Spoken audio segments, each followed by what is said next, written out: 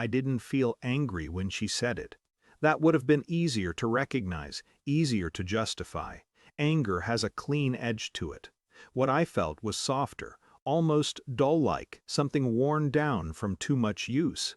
She was standing in the kitchen, scrolling through her phone, speaking in that casual tone she used when she'd already decided something.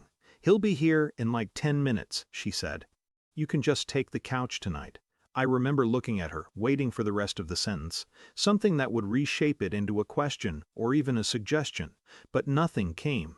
Just the quiet hum of the fridge and her thumb moving across the screen. It wasn't the first time something like this had happened, not exactly like this, but close enough that it fit a pattern I'd stopped naming out loud. Plans made around me.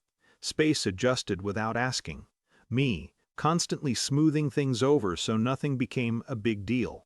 And most of the time it worked, or at least it passed. Tonight almost did too. I even glanced at the couch, already calculating how uncomfortable it would be, how early I'd have to wake up to reclaim my own space before morning turned awkward. My body knew the routine before my mind caught up. But something didn't follow through this time. "Did you already tell him that?" I asked. She didn't look up. "Yeah, I mean obviously, he's on his way." There was no pause in her voice, no awareness that anything about this might need discussion. That's when it shifted, not sharply, not dramatically, just decisively. I walked past her into the bedroom. At first I didn't even frame it as a decision. I just started picking things up. Her bag, the charger she always left by the bed, a couple of folded clothes from the chair. It felt methodical, quiet. She noticed after a minute. "What are you doing?" she asked, half laughing, like I was setting up a joke she hadn't caught yet. I didn't answer right away. I kept moving, gathering what was clearly hers and placing it by the door. The laugh faded. "Wait, what are you doing?"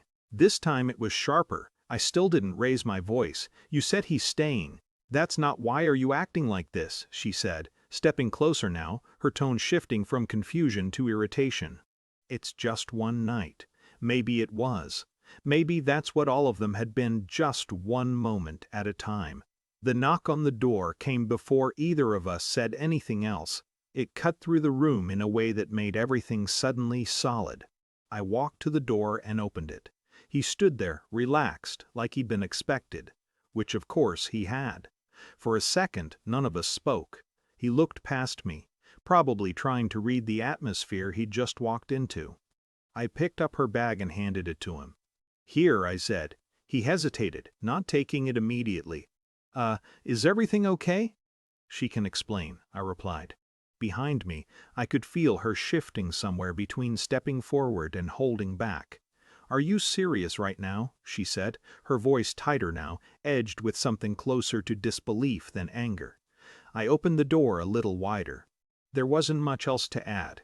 No speech, no accusation, just the shape of the situation, finally clear enough that it didn't need explaining. He took the bag slowly. She stood there for another second, like the moment might still reverse itself if she waited long enough. But it didn't. Then she moved quick, frustrated motions, grabbing what was left, muttering something under her breath that I didn't fully catch. They stepped out into the hallway together, though not quite side by side. I closed the door gently, no slam, no punctuation, just closed. The apartment felt different immediately. Not lighter, not heavier, just still. I stood there for a while, listening to nothing in particular. Then my phone buzzed. At first, the messages came fast. "What was that? Are you actually serious? You embarrassed me for no reason." I didn't reply.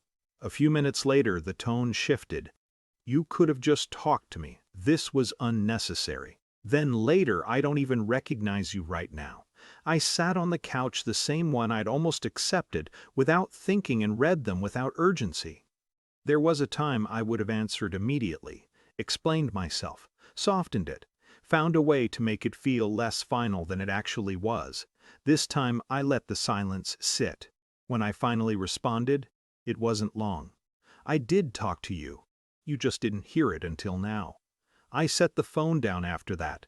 No dramatic relief, no sense of victory, just a quiet recognition that something had shifted and that it hadn't happened all at once. It had been moving in that direction for a while. Tonight was just the first time I didn't step aside to stop it.